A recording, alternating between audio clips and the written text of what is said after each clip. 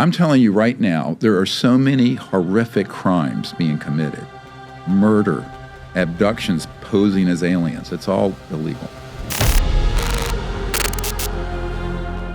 As we can see, we're in a change of scenery today, so I do apologize if it's not the normal nice setting we have, but got to do it on location too. We've got Greer again in our sights. He's just done a podcast with Patrick Bet-David. That's PBD Podcast. And again, some of the claims here are just unreal. I'll start off with Ben Rich, who's an American engineer who was the second director of Lockheed Skunkworks between 1975 and 1991. What's really interesting about this is that apparently there was a conversation, I'm not sure if it was between Dr. Greer or someone that he knows that told him this. He said, she said, once again. But effectively, Ben Rich alluded to what they're doing back then. And he said, think about something along the lines of Star Wars or Star Trek. And people say, this sounds like science fiction. Yeah, well, you're not dealing with a Boeing 777. You're dealing with civilizations hundreds of thousands of years more advanced with technologies commensurate to having socially, spiritually, and technologically evolved for that long and not blown themselves up like we're about to. Hey? No. I mean, that's the first one. It gets better. He then goes on to talk about some of these facilities and brings up this picture of what's known as the ant hill. Now, these things are known as stiffs or dumbs. Now, bear with me, it's not what it quite sounds like. Stiffs being subterranean facilities and dumbs being deep underground military facilities. And this is where a lot of this stuff takes place, where they've been doing a lot of the reverse engineering and so on and so forth. He talks a bit about how scientists have been plucked before they even enter places like MIT or Harvard, and that they are plucked through special organized programs that are being watched by these aerospace firms to grab these guys early before they go down the route of getting a degree at college. Of all the scientists I've met in the world from any academic institution, the scientists that get picked out of high school or college working on this technology, this Raytheon triangle. They are the brightest, most accomplished scientists, highest IQ I've ever met, period. But you're not going to see them at MIT and Harvard. Now, why won't you? Where do they recruit them from? They identify them sometimes in early, through IQ tests and other special abilities and talents programs.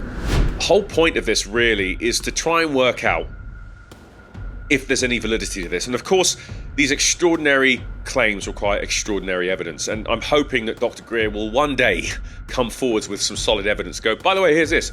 We've seen the DPI archive. Yes, I guess that is kind of evidence in a way.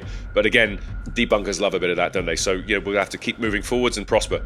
But it gets better. And it keeps getting better. This one is just crazy. So he said, and I quote, that we have mastered electrogravitic tech. And he gives the date being the month and the year, October 1954. So you see those diamonds, that is not a runway. So they come up and they float over those diamonds at various distances. And so that's where you test these objects. And they're electrogravitic, meaning they're not conventional propulsion systems. So there's no rockets, there's no jets, etc. I will give you the date when we mastered gravity control. It was October 1954, so I wasn't born yet. So you're telling me that we've perfected this stuff over 60 years ago? 60 years. He then goes on to talk about Eisenhower losing control of the military-industrial complex, and of course that famous statement he made on his way out, beware of the military-industrial complex. In the councils of government, we must guard against the acquisition of unwarranted influence, whether sought or unsought, by the military-industrial complex. The potential for the disastrous rise of misplaced power exists and will persist. We must never let the weight of this combination endanger our liberties or democratic processes. And being squeezed out of the whole thing. The entire thing. And by the late 1950s, early 60s, they started being used in special projects, illegal special projects, which is why Eisenhower lost control of this whole enterprise.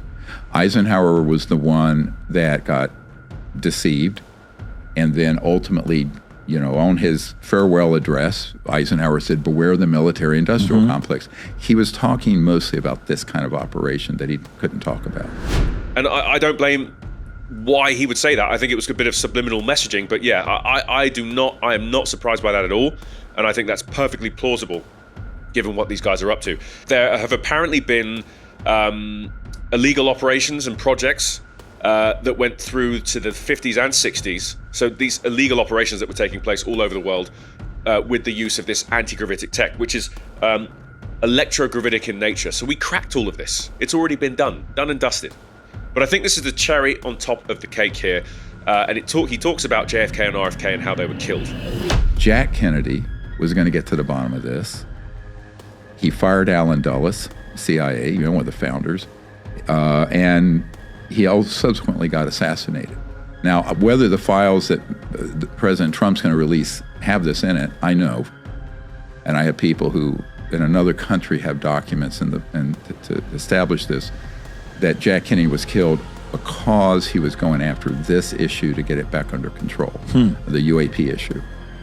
So, and I'm pretty certain that Robert Kennedy was killed for the same reason. Now, JFK knew about this, apparently, allegedly, and wanted to gut out some of the members of the CIA that were involved in this, as well as the FBI, and then was subsequently killed. The same with RFK. He knew the same thing. He attempted to do the same thing, and again was deleted. Very interesting claims there. That's pretty extraordinary. If we find that out from the FOIA request based on the Trump administration signing the executive order on that, we'll see if we can get some light on that. Hopefully it's not redacted. But this is a lot to take in, and I may have been all over the place with this one, but it's just, this information comes thick and it comes fast. Podcast is pretty fresh. It's been up for 8 hours already on the PBD Podcast. So take a look at that. And that's all for now, guys. You heard it first from DK, and I'll see you on the next one. Thank you very much.